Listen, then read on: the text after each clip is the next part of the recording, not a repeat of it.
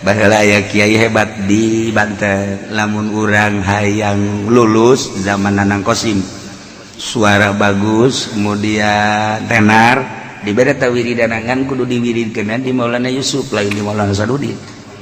Di Maulana Yusuf aya wiridanana, ke dibejantak ku kiai, lamun aya sesengitan anu tenang, sesengitan kedua modal kos itu tenang keneh. Tapi lawan sesengitan nambah dari gitu mending balik hiji teh kiai nyaritakeun. Kedua lamun misalnya orang keur tapa di dinya haju aya orai ulah indi orai mah ulah indi orai, lamun aya bangkong-bangkong bang ulah tetep indi teruskeun bae moal ku kumaha moal kajeun ku kumaha haju. Lamun aya eta teh nu sakala liber teh di luhur teh naon ngaranna nurul laluhur gitu tamada kabanana simet-simet laletik pada kos garit eta ulah tetep hayuh bae teruskeun geus ulah sieun bejaan heula teh ku guru urang mun tapa di dinya ulah sieun. Tapi lamun aya kica-kica hiji dua tilu geus memeh ngalobaan maning balik geus kica-kica matana tet budak bari bantu ke kica-kica jangan ke HP tetot balik dua katilu nomor katilu endek aya dek eueuh sesengitan atau dek aya dek eueuh teu bangkong orai jeung sajabana tapi aya bentuk aki-aki atau awewe mawa pengki jeung mawa paco maning gegeran balik nggak coba balik cepat siapa tapak bahaya jasa tapak itu Banten teh sejarah Banten teh kos kitu tah wari mangga geus kiai na maot tah geus kolot baheula kiaina wallahu alam nurun kata ilmuna disebut Paku Banten teh lain sapaku-paku Banten eta boga ilmu Paku Banten kan aya aslina aya pakuan biasa Pak bentuk tangkal kayu disebut Paku Banten gitu. Nah lamun eta Paku Banten anu kuari ngawujud naon gitu ngaranna tangkal kayu oyak teh saeutik geus Banten oyak kamari oyak saeutik doang tah daunna doang kiaina nu oyak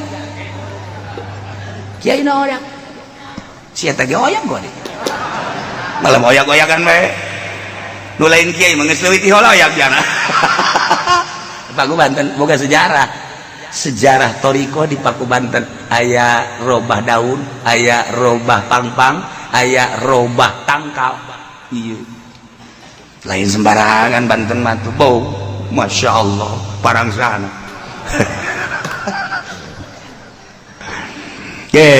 udah kuari jauh Paku Banten ilmu nak luhur lah sadaja nu kuari kadugalana tapi sejarah kajerona jeung tangkal kayuna di mana eta nu jadi ciri Paku Banten Masya Allah aya nu ngageugeut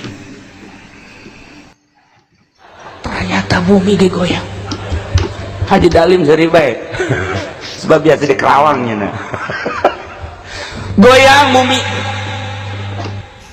edek henteu istiqomah Allah ngerti Allah paham sebab Allah nu nyiptakeunana bumi goyang teh lantaran eueuh pakuan maka Allah nyiptakeun paku bumi jang negeran bumi gunung diciptakeun ku Gusti Allah gunung gunung di negara urang mah teu sakumaha ketika orang ke Yordan ningali gunung Masya Allah di Mesir Yordan Yerusalem gunung bae kabeh tak kadina Haji Pendi dek diwakafkeun di ditu ridho aing mah tah hiji tah balik oke tapi gadi orang digali di Mekah gunung luar biasa Madinah luar biasa bahkan Kangjeng diceritakeun cinta Uhud ge cinta Kangjeng dan selanjutnya nah ieu gunung teh peneger hiji negara gunungan Banten Gunung Karang Masya Allah Gunung Santri Jawa Tengah Jawa Timur, komo di NTB mah leuwih luhur deui gunungna, paling luhur India gunung. Sahabat ngadarengekeun Kangjeng ketika nyaritakeun gunung, cak sahabat, ya Rasulullah, apakah aya nu leuwih dahsyat tibatan gunung yang pendeger bumi? Aya ci Kangjeng. Naon ya Rasulullah? Besi. Sebab besi mah kajen kukumaha ge ngelehkeun gunung. Gunung sakumaha gede na paculan, ulah didoser di paculan bea. Iya besi ya, hebatnya saja besi. Jadi besi lebih dahsyat tibatan gunung. Sahabat nanya deui, ya Rasulullah, aya leuwih dahsyat tibatan besi? Aya cik Kangjeng. Naon ya Rasulullah? Nu leuwih dahsyat tibatan besi seuneu. Sakumaha hebatna besi ku seuneu bea kabeh. Masya Allah, cak sahabat, ya Rasulullah, apakah aya nu leuwih dahsyat tibatan seuneu? Aya. Naon ya Rasulullah? Cai. Kajeun teuing adag-adagan seuneu, imbul cai parem. Ya Rasulullah, aya nu leuwih dahsyat tibatan cai? Aya cek Kangjeng Rasul. Naon ya Rasulullah? Angin. Angin mah ulah-ulah angin na gelebuk di dieu, angin nu kaluar ti dieu bahaya. Angin bahaya gede eta mah. Di mobil ge lamun geus aya angin eta mampir heula. Eureun. Wah, itu beres si angin ya. Eta angin, komo si eta mah angin apa? Heuh, tah mah teu kudu dicaritakeun tah. Racun. Angin. Angin nanti geus bau aku mah angin. Nah, ieu angin pohara jasa. Ya Allah, ya Rabb.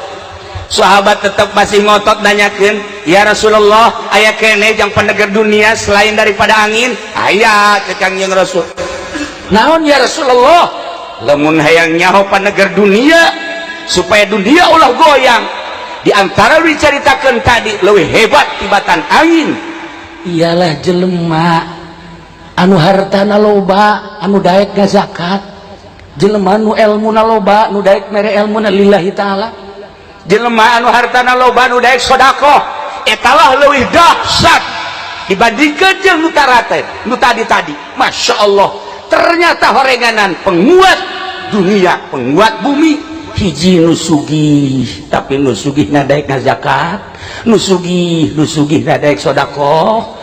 Ai si eta mah pan kadengena doang sugih, kadengena doang, apa ngadengenya na ngazakat hati. Malah mana yang ngazakat. Ya Allah, ya Rabbi.